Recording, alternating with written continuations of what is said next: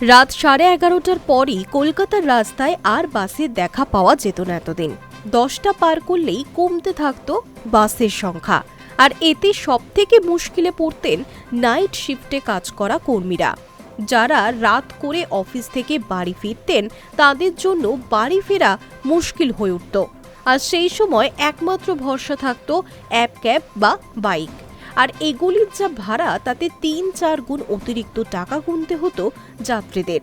এই অবস্থায় কলকাতার রাতের জীবনযাত্রা সচল রাখতে সরকারি বাস ফেরানোর পরিকল্পনা করছেন রাজ্যের পরিবহন মন্ত্রী অর্জুন সিং।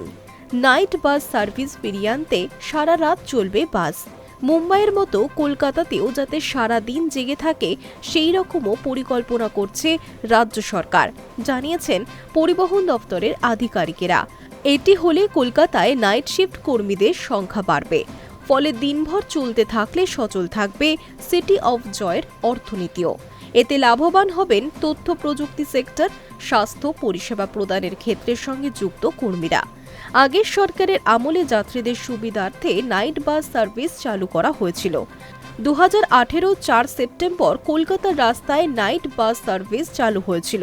তবে করোনার সময় এই পরিষেবা বন্ধ হয়ে যায়, তা আর চালু হয়নি।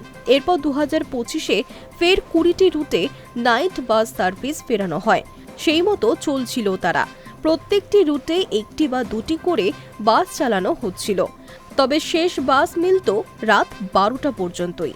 বাসগুলি Ultadanga, Dunlop, Shyambazar, Girish Park, Dharmatala, Exide, Ruby, Beleghata, building মোড়, Rashbehari, Tollygunge, Science City, Khidirpur, Park Circus, Howrah station, Garia, Rathtala, Jadavpur, 8B, Karunamoyee মোড়ের মতো গুরুত্বপূর্ণ জায়গা দিয়ে চলত। তবে এবার আর কেবলমাত্র রাত 12টা নয়, সারা রাত ধরে মিলবে সরকারি বাস।